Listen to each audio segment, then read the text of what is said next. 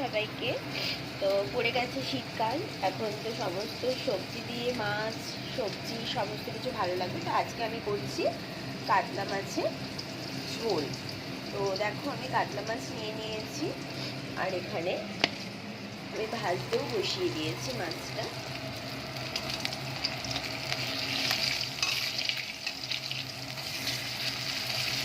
কয়েক পিস মাছই নিয়ে নিয়েছিলাম। তো আর আমি এখানে কেটে রেখেছি একটা টমেটো আর 3টে ছোট সাইজের আলু কেটে রেখেছি। আমি আলু দিয়ে আজকে কাতলা মাছের ঝোল রান্না করবো। 2টো লঙ্কা দিয়ে রেখেছি, এর মধ্যে চিড়ে দিয়ে দেব। আর দেখো এখানে আমি আদা রসুনের পেস্ট, আর সঙ্গে আছে জিরের গুঁড়ো, ধনের গুঁড়ো, লঙ্কার গুঁড়ো আর হলুদ গুঁড়ো একসাথে জলের মধ্যে ভিজিয়ে মশলাটাকে একটু ফুলে ওঠার জন্য রেখে দিয়েছি। তো মাছগুলো আমি সব এক এক করে ভেজে নিই। কড়াইতে আর লাস্ট 2 পিস মাছ ভেজে নিচ্ছি। তো দেখো আমার সব মাছ ভাজা কমপ্লিট হয়ে গেছে। এবার আমি কড়াইতে দিয়ে দেব আলুগুলো ভাজতে।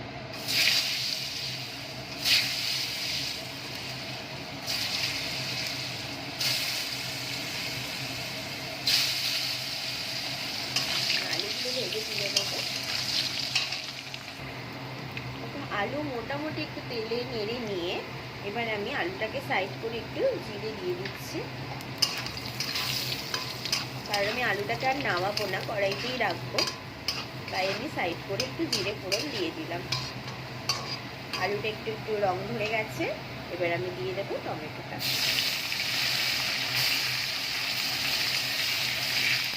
টমেটোটা হালকা জাস্ট নরম হবে, তারপরে আমি যে মশলার পেস্টটা বানিয়ে রেখে দিয়েছি ওটা আমি দিয়ে দেবো।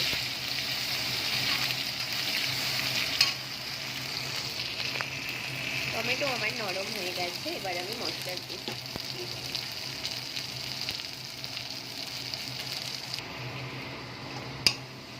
পেস্টটা আমি দিয়ে দিয়েছি। একটা জিনিস তোমরা লক্ষ্য করবে, আমি এখনো নুন ব্যবহার করিনি, কারণ মাছের মধ্যে আমি নুন মাখিয়ে রেখেছিলাম, তাই জন্য আমি এখনো নুন দিইনি।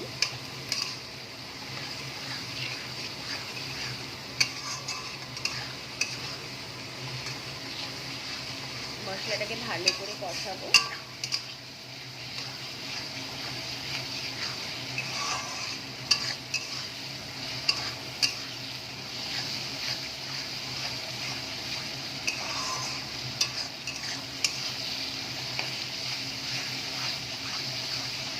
এবার আমি একটু সামান্য নুন আর সামান্য চিনি এর মধ্যে দিয়ে দেবো।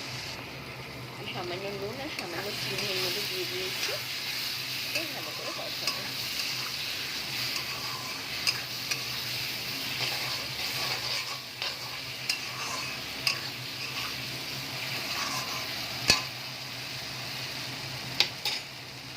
এর মধ্যে আমি দেখো বাড়িটা ধোয়া যে জলটা সেটা আমি দিয়ে দিলাম। সব কিছু একসাথে ভালো করে কষবো।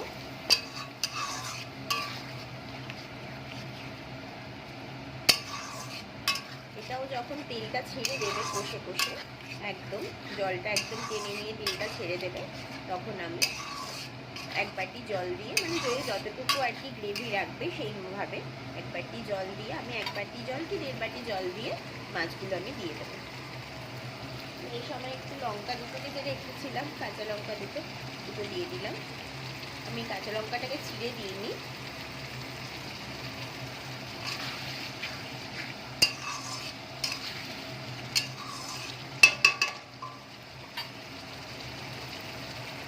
দেখো জলটা টেনে নিয়ে তেলটা অনেকটা রিলিজ হয়ে গেছে, এবার আমি জল দিয়ে দেবো। প্রথমে আমি 1 বাটি জল দিলাম, আর হাফ বাটি জল দেবো। মোটামুটি আমি 1.5 বাটি জল দিয়েছি। এবার আমি মাছগুলোকে আস্তে আস্তে ছেড়ে দেবো।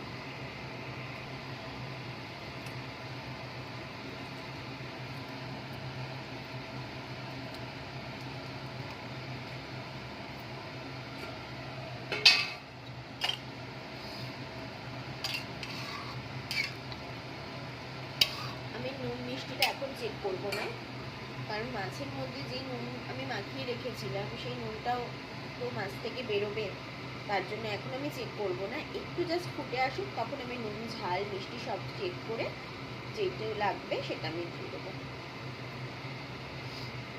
ঝোলটা অনেকটাই হয়তো ফুটে এসেছে, এবার আমি একটু নুন ঝালটা চেক করে নেব। নুন ঝালটা চেক করে নিয়েছি, নুন আমার একটু দিতে হয়েছে, ঝাল ঠিক আছে। আলু এখনো সেদ্ধ হওয়া বাকি আছে, আমি আবার ঢেকে দেবো। এবার ঢাকনা উঠিয়ে আমি দেখে নিই কতটা কি হলো।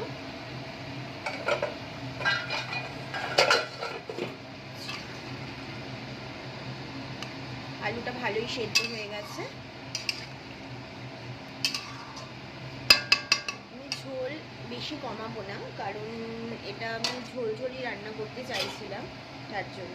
এবার আমি এখানে কেটে রেখেছি ধনে পাতা ছিটিয়ে দেবো।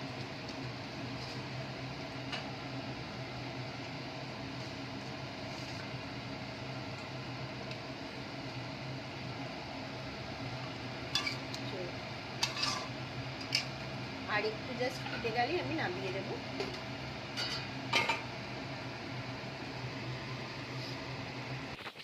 তো দেখো আমি নামিয়ে নিয়েছি, আর এই বাটিতে আমি টিফিন বক্সে ভরে নিয়েছি, কারণ এটা আমি অফিসে নিয়ে যাব।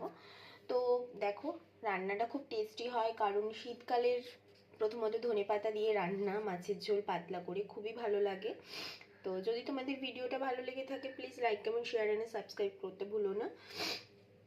আবার নতুন ভিডিওর সাথে দেখা হবে, ততক্ষণের জন্য টাটা।